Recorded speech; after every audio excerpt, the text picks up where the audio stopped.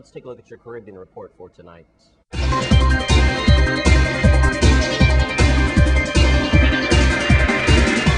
We start in Puerto Rico, where Emilio Mileto Navarro, believed to be the oldest living professional baseball player, died Saturday in his Caribbean home of Puerto Rico. He was 105 years young. Navarro was elected to Puerto Rico's Baseball Hall of Fame back in 1992 and the Puerto Rico Sports Hall of Fame in 2004. The cheerful 5'5" infielder was known for his base running skills and became Puerto Rico's first player of the Negro Leagues. Navarro played for the Dominican Republic's Escardo Lions in the late 1920s and in Venezuela and other teams in the 1930s. In Puerto Rico, he was the second baseman for the Ponce Lions for nearly 20 years. He was a shortstop and leadoff hitter for the New York-based Cuban Stars of the Eastern Colored League in 1928 with a batting average of .1337 and made approximately $25 a week at that time. The former Negro League star was hospitalized Wednesday in the southern coastland of Ponce after having a small heart attack. He died with his relatives by his side in a statement by his family. And in Haiti, they are again feeling the pinch of high rising food prices,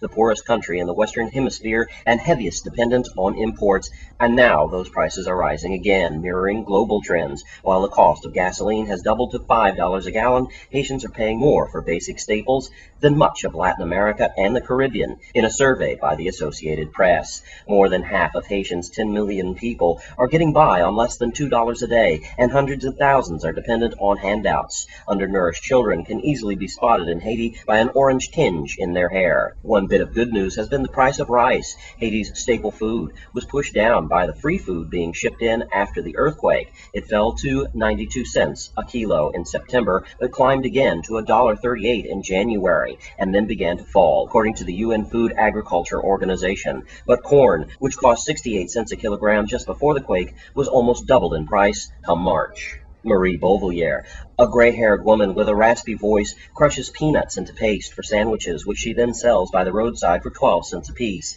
These days, the paste is thinner because the price of peanuts has jumped to 80%. Beauvillier, 60 years of age, says she has trouble feeding her 4 children and paying her rent. "I can't survive like this," she stated, but hopes that things will get better under the Michael Martelly administration. "We're waiting for all his promises to be made," said Beauvillier. "People want commercial activity, people want jobs, people want to eat." And finally, in Jamaica, as the transition period for the merger between Air Jamaica Limited and the Caribbean Airlines Limited is drawn to a close. A shareholders agreement was expected to be signed on Saturday. Jamaica's Minister of Finance and Public Service, Audrey Shaw, disclosed. In his budget debate presentation in Parliament on Thursday, the finance minister noted that one-year transition period, which began on May 1st, 2010, was necessary to ensure the control of Air Jamaica's limited operations and successfully transferred to the Caribbean Airlines Limited, while allowing the time necessary for the Trinidad and Tobago-based company to secure its necessary licenses and property integration into the new operation. This Caribbean report is brought to you by MLK Tires, keeping you rolling right. That's your Caribbean report for tonight, and there was a special ceremony for the Special Olympics organization this weekend. I got a chance to be there. Let's take a look. Well, here I am at the Renaissance Park. You may remember the Special Olympics was held here just a few months back. And the St. Patrick's Day Parade Committee has also been working in conjunction with the Special Olympics. And they have a very special event here this afternoon that we're going to get into as they are being presented by Mr. Scribner, who's going to give a speech, and then we're going to pass this very fine check to the Special Olympics from the St. Patrick's Day Parade Committee. Mr. Scribner.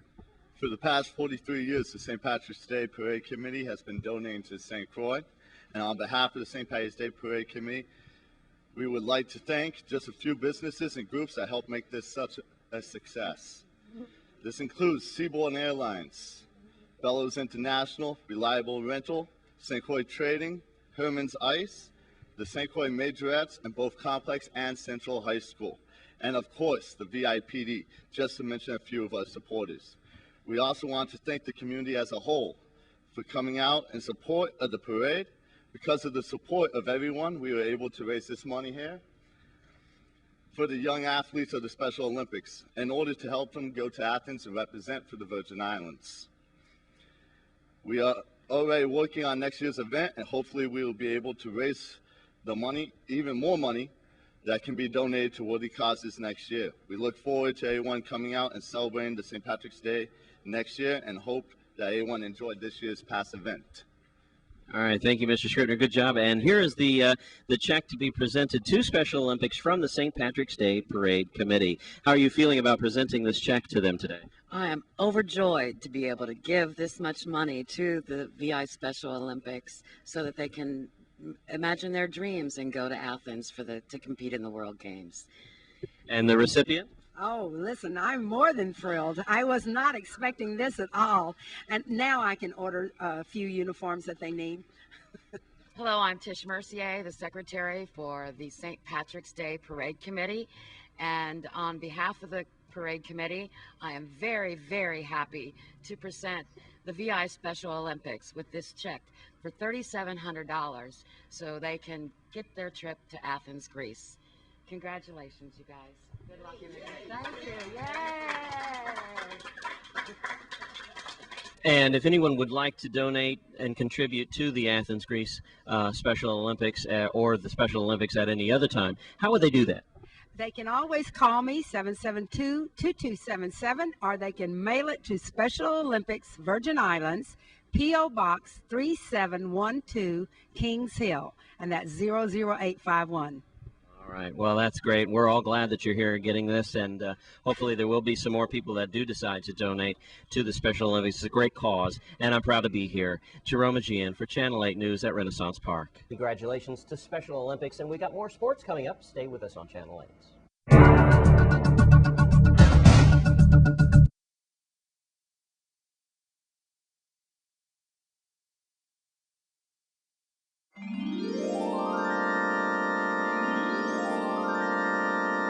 Tonight in your Sports 411, the pin relays were held over the weekend. Let's take a look at highlights. Yeah, I'm Coach Five. We just returned from the pen relays. We did an outstanding job. Here are some of the athletes who compete. We run second in our heat in the 4x4, which is our 400 heats is our final.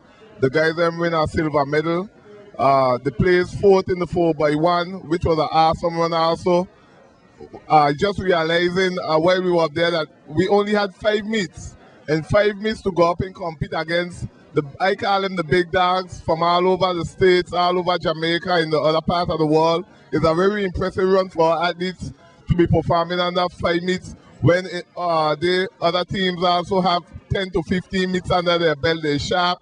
So I'm looking forward to raise some money to take them down to Puerto Rico on June the 4th. I'm asking anyone out there who watching this show, if they want to give a donation, they can call me at 277-6601. We definitely in need of some funds. I want to take the best high school boys and girls down to Puerto Rico for a track meet on June the 4th. This is Austin.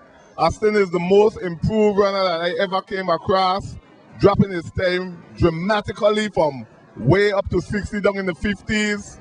It's unbelievable that if someone had tell me an athlete would improve his time so fast, I would tell them ain't possible, but he had the experience to run in Penn. How was your experience in Penn? Well, it was a great, very cool, and a very nerve-wracking experience. I never thought I'd been so nervous in my life. I couldn't keep still. I just gave it my all for 4x1, and I believe if we had the handoff perfect, we'd have placed and bring home our next medal for you guys, but it's a learning experience, so that's about it.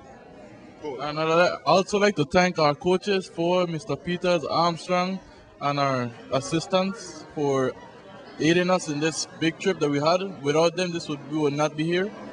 And thank you.